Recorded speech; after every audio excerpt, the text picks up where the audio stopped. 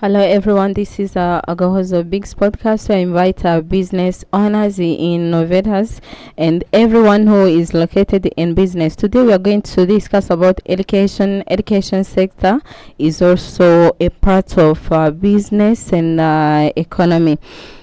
Let me greet my guests. How was your day today? First of all, let me start by wishing you happy Liberation Day. Mm-hmm. Thank you. I'm happy to be here. And my day was fantastic. Your day was fantastic. Yes.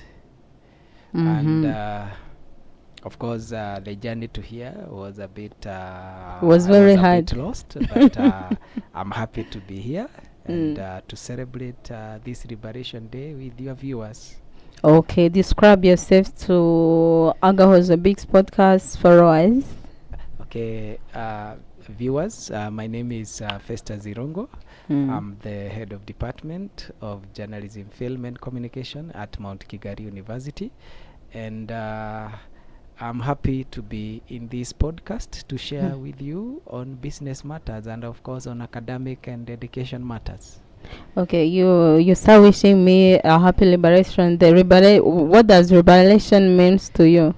Liberation to me means trying to be independent, and business part of it is when you study as a person, you become independent minded as an individual.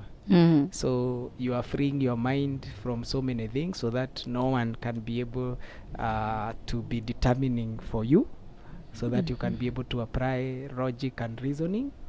And we usually say when you sharpen your brain, you are actually making a wonderful move towards your future and also towards of expansion of your network as a person.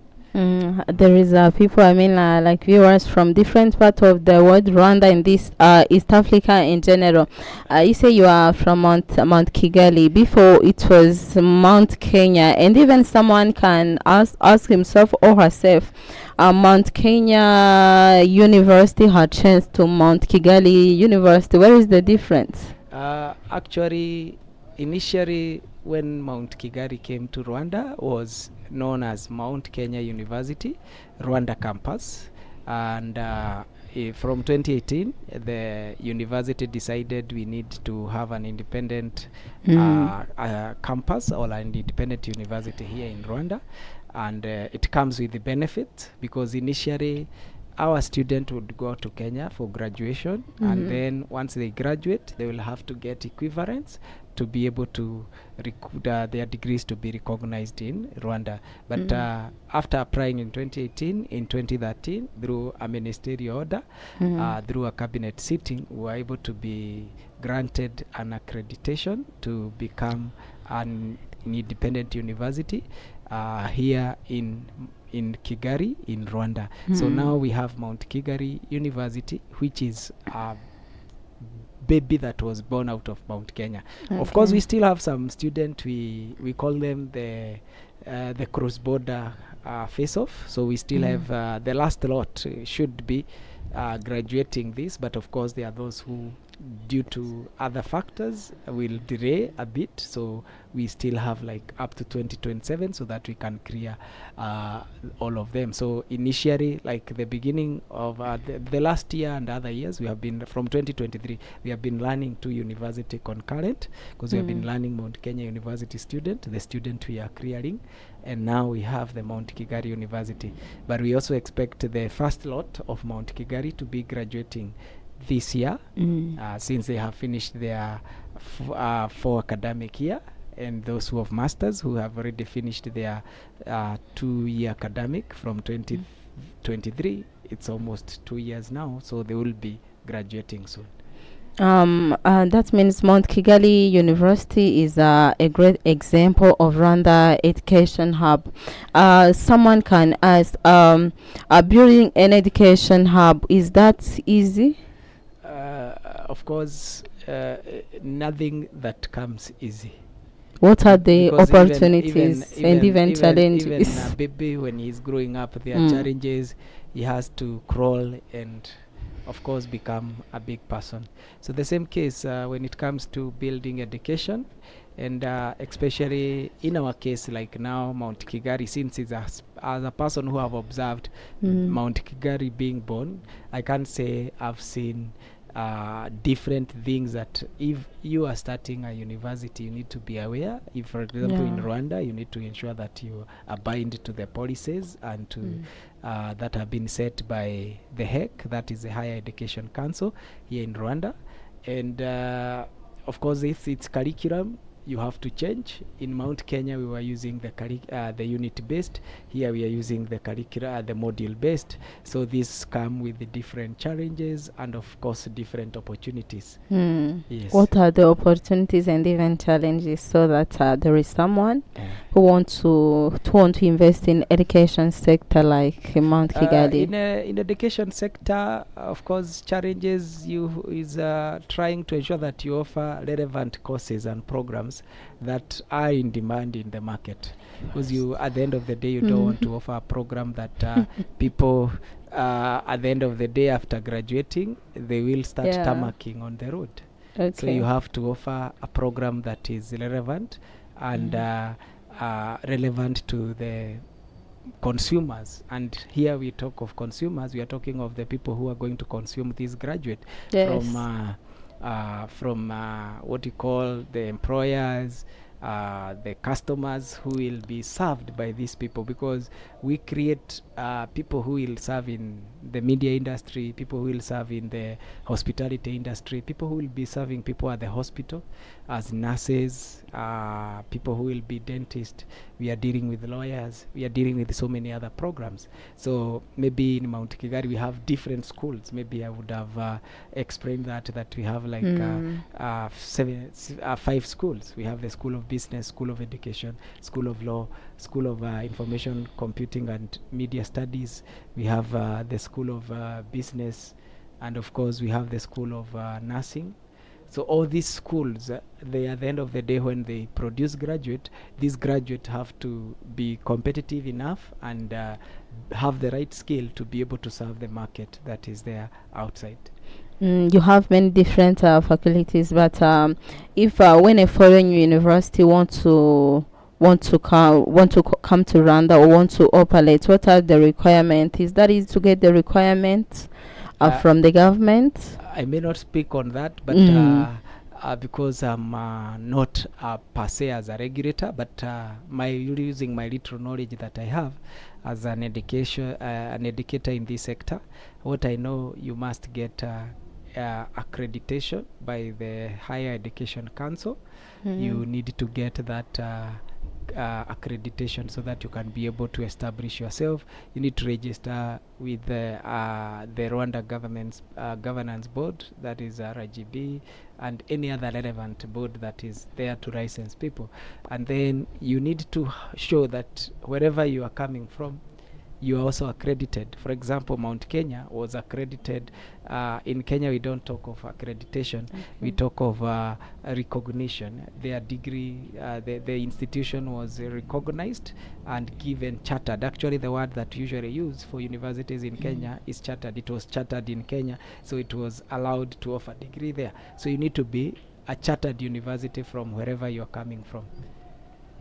Many people around the world, like for example, Rwanda has more than 10,000 international students, and some people say that Rwanda is a Singapore of Africa. According to your own experience, is that true?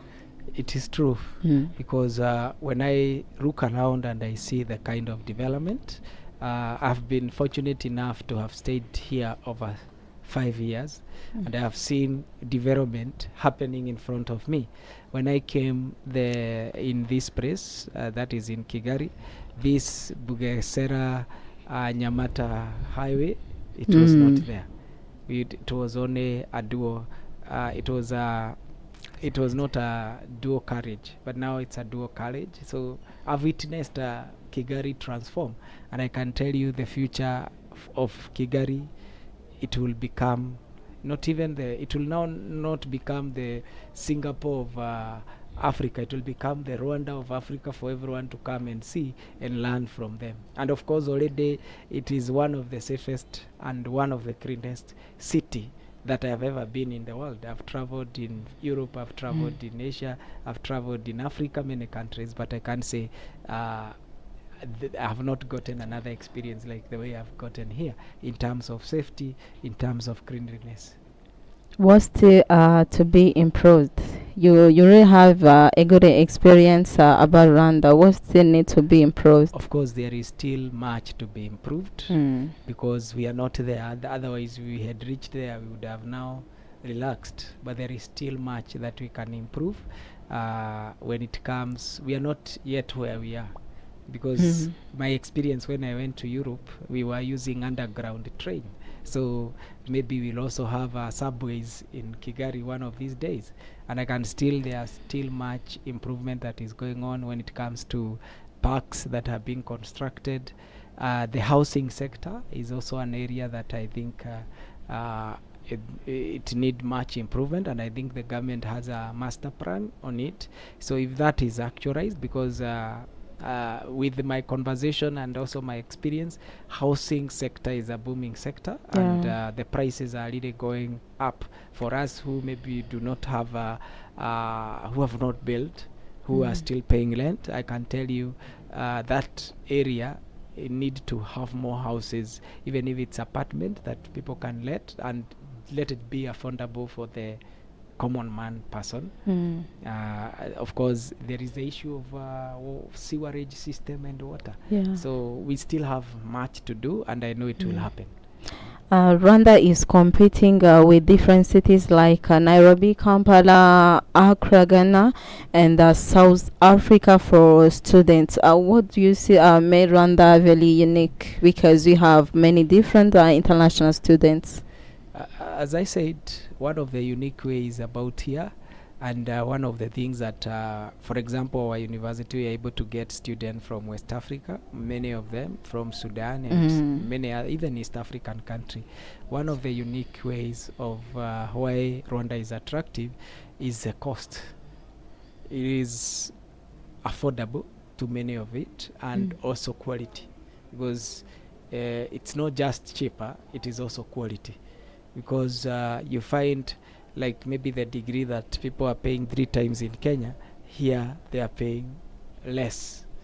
So we are very lucky here in Rwanda, and there are so many opportunities. The school fees is not so much expensive as compared to other countries around in the region. So it's affordable, and also the issue of language.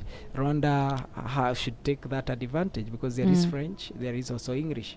So when the people from West Africa come here, they're able to adapt well, because if they are not able to speak English, they're able to adapt with the French, and they're able to communicate well with whoever they are interacting with. Life most of the time is not easy when students move to a new country or new location. What challenges do you see international students face in language and even in culture in Rwanda? Maybe you see now, for the student who come here, they may not be so rich, so they will need to use motorbike, and you find maybe the motorcycle riders, most of them don't know English, maybe even French, so they only understand Kinyarwanda. So it becomes very hard for them to adapt and also to communicate in terms of businesses. Then of course you'll always have that cultural issues, because these are people from transitioning from one country to another, so the cultural issue will be an issue. So but they need to adapt, because we usually say, if you go to Rome, adapt to them. So it is all about adaptability, but I can assure any student who is foreign, wherever you are, this is a place to be, because even for the parent, I need to encourage them that if you bring your child here, you are sure he will not get bad vices, because there are countries you take your children, they come back as drug addict, or they become thieves. Here the chances of your child being transformed to a good person are higher than becoming a bad person. because when it comes to governance, there is proper governance. People follow laws and follow order. So your student or your child will gain positive attitude and of course positive behavior. So he will come here and go home back home with the positive virtues that will be helpful in his or her life. Students are growing quickly in different universities. As I started talking about the numbers, over 10,000 international students. Do you think that universities will keep the same quality of education that they are allowing many different number of students coming to their universities? When you see the numbers coming, they are coming because something is good happening in that country. So actually 10,000 is a very small number, so there are still opportunities for more students to come and utilize and take opportunity of the value that is offered by the Rwandan university. Of course, Mount Kigali University is not the only university. We have so many other universities that are around, so you have choices to make. So I would encourage, so 10,000, if you divide amongst the universities that are around, it is still small number for foreigners. So there are still more opportunities. Let them come. And nowadays the government has even made it easier. You need to apply when you are back home. You apply to the university you are coming, so that you come, everything that is needed you already have, so that you do not come here and struggle. Good universities need good lectures. Where do lectures come from? I mean, in Rwanda, some people say that do Rwanda train local academics to become lecturers? Where do lectures come from? Of course, the majority of them come from Rwanda, because it's the host nation. But we also have foreigners. Me myself, I'm not a Rwandese, I'm a Kenyan. So that means it's something that we have been. It's a privilege that you're not only getting the value from the local lecturers, you're getting an international exposure. Like in Mount Kigali, we have universities from. We have lecturers from Nigeria. We have from Central Africa. What are the majority? We have the Kenyan lecturers. We have the Ugandan lecturers. We have the Tanzanian lecturer from the Southern African nation. So we have lecturers that are coming from different areas, but we also have the local lecturers in the same university. Most of the degree is variable only if employers and universities recognize them. How respect the degrees from Rwanda, outside Rwanda, and even the degrees from East Africa? One thing I will tell you, the standard that the Higher Education Council have set is the best, is a higher level. So this high level standard that they have set when it comes to accrediting a program, they don't just come and tell you offer the program. There is a process they take you through the accreditation process. You have to submit for that program to be offered. They have to check, do you have the proper resources to be able to manage. And when you talk of resources, we are not only talking about classroom. Of course, they check the classroom. Do you have if it's practical based unit, do you have the labs? Do you have the practical studios? If it's a media kind of a program, do you have the ratio of the lecturer depend on the number of students that you plan to offer? Do you have books in the library? Who are your partners you're working on? Because you cannot only teach, you need also to have MOUs, and you need to have partnership with international organizations and also with the industry. So if it's, for example, a department where I come from the Department of Media, we have partnership from different organizations. For you, one of the international organization from Sweden, where we are able to even have what we call lecturer exchange, and they are able to bring mentors from Sweden, from Canada, who come and give the knowledge of the outside to our student. Of course, there are local partners like different institutions that we provide. We have signed the MOU with, and when we sign with the MOU with this institution like Igihe, media houses around, we are able to take our student for internship. and when they go there, they're able to learn the real world of what is happening in the real world. Maybe let's say if we meet in 2035, what will convince you that Rwanda become Africa's education hub? When we meet at that time, I am sure Rwanda will be among the best, and be one of the things what I am sure of by 2035. This is the country to invest in any sector, education included, because when you see people migrating, foreigners are buying land here, they are coming to invest here, they will come with the children. Those who are coming to work here, they will come with their children. The locals also, the standard is also improving. So we are not where we were 10 years ago or 5 years ago. We are improving on daily basis. So one of the things I know about Rwanda becoming the education hub, it will be determined by if you read the 2050 master plan when it comes to education, the plan is to follow the STEM, that is innovation. For example, if it's us universities, it's not just producing graduate. We now should focus on research, researching and being able to innovate and come up with inventions that will be the future, that will transform Rwanda to become the education hub of this continent and to the world. Do you think future of Rwanda will depend on different international universities that will be opening in Rwanda or local? The future will not only be determined by the local or international. It will be what we call synergy.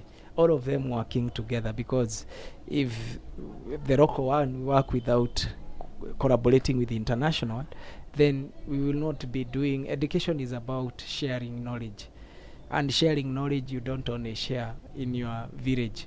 Somebody said, it's an African saying that says, he who does not travel says it's only his mother who cooks the best meal. So that means when you travel and when you collaborate with other international stakeholders in education sector, you're able to share knowledge in research, you're able to share knowledge in so many other areas, and you become a global leader in education. You become a global leader in whatever you are doing. And remember, education is one of the pillars that will see this continent and Rwanda becoming the first world. We are not yet to first world, but for Rwanda to become a first world country, education needs to be high level. It needs to collaborate. Both local needs to be improved and to meet the international standards. Both the international, when they come in, they need to share that knowledge with the locals, and by doing this, that synergy at the end of the day will bring a positive change and will help in improving the quality of life of Rwandese and also the international that are living in this country. For a student who is watching Agahozo BIX Podcast from different parts of the world, in our country, East Africa, West, and even Europe, what is your honest message to them? My honest opinion to any student who is watching me, or any prospective student, or any pupil that is there at primary school, and education is one of the best things that you can be able to inherit from your parent. Of course, initially for us, we would be told by our parent, go to school, get a good job. But today's education is not only about getting good job. It is about opening your mind and perspective and learning more about the world, becoming innovative, becoming a business person, as your podcast, I'm sure this is also a business. Yeah. So And for example, for me who train media student, this is one of the examples maybe I'll be using in my example, that you can create a podcast, because this is the future. The traditional media is dying, and now we have to merge in with the digital media, and one of the digital media is coming up with your own podcast, and this podcast can help you. I have seen you have several camera persons here. You have employed some editors. These editors, at the end of the day, it's job creation. So this is what we want. When you are given a skill, earn it. Some people will say maybe this profession is dying because it's being replaced by AI. Nah, there is no profession that will be completely replaced by AI. But for a student who is there, make sure you learn, and don't just go to class and just pass exam. Open your mind, open your mindset, think positively, see beyond the notes that you're given to class, the theoretical and the practical skill. Expand and interact with the world. Network. Ask yourself, how can I change wherever I am? How can I change my mindset so that at the end of the day I am able to improve wherever I come from? So and we need to focus on different areas. So let's not only think of white collar jobs, let's think how we can also create opportunities for others. Thank you. Yes, and even we are going to the closing question. Yes, for today, for those students, international students from around the world who want to come to study in Rwanda, what should they know before coming to study in Rwandan University? Advice to them. The best thing, my advice for any student who want to come to Rwanda, first of all, know what you're coming to do. What are you coming to study? Are you coming to study because others you just want to travel and fly to Rwanda? And so first of all, understand the program that you want to come and study, and know why you want to study it. And then when you come here, before you even come, of course there are requirements that are needed, like you need to have all the papers in order, like the passport, the academic paper that are well notarized. Here we do not accept anything that is cooked, so it has to be authentic, because at the end of the day you have to get equivalence from the Higher Education Council. It's because maybe you're coming, or the Rwanda Education Board, if you're coming with your A-level or with your high school or a college kind of certificate to apply for any university. So then you need to have to equate your certificates for A-level, for college, so that you can be admitted. And once you are admitted, that is when you are supposed to come here. And the other things that the university may request, depending on the university, they may need to see your statement from, of course, you as a student, maybe you don't work, it's from your parent, to see that they are capable to be able to pay the school fees that have been provided. You also need to know where will you be staying. Some universities have hostel, like us, we have girls hostel, and there is plan even to expand the hostel. So you can decide you're going to stay in a hostel, but there are also affordable houses around the university. But that means there are other amenities that you'll not be able to get there. You have to provide it yourself, like the internet, etc. So you need to plan all this, because you are transferring. And then when you are a foreigner, note that here you'll have what you call the cultural or language barrier. So you need to prepare well. Although there are people who speak like French, if you speak French, there are people you'll meet who are French. In most of the universities they use English, so you'll have no problem with communicating with the other student. Maybe the local area, that is why you may have issues, because maybe when you go to the market, when you're interacting, they may not understand French or English, but at least you'll also learn Kinyarwanda, because you also need to learn few words like nangahe, that is how much, and so many others. Thank you, Mr. Festus Irungu, for coming to Agahozo BIX Podcast. What you shared is very important to the students, to the parents who want to send their children to study in Rwanda, or even in East Africa as well. We are just saying that Rwanda will be a hub of education maybe in 10 years. We are expecting that, according to the according to the how the government is putting and even the efforts for the students. I'm happy to see you in this podcast, and I'll be happy to see you in the next time. Thank you so much. Maybe my last word is thank you for hosting us, and to the dear viewers. Rwanda, in terms of education, there are so many opportunities, and whoever is watching us, me, I come from Mount Kigali University, and there are so many opportunities for you, either as a student, and even those who have PhDs as doctors, and they may want to come and lecture in our university. You are welcome. Only PhD graduates or maybe for master's level, it's for those specialized areas that may not find, but at least you must have started a PhD for you to be accommodated to be able to teach in a university. And of course, we are also inviting anyone who is willing to come and bring his skills and maybe grants in universities to help in research, because at the end of the day, as I have said, universities is about research. So if you have an idea that can help the Rwandan university and help to expand and grow these universities that are in Rwanda, you are most welcome. And thank you for hosting me. Okay, thank you very much. This is the end of the conversation we had today. This Agahozo BIX Podcast on YouTube, BIX Official. We have different social media handles: TikTok, Twitter, and Instagram. Go and follow us at BIX Official. By the names of Amiella, Agahozo. Let's meet next time.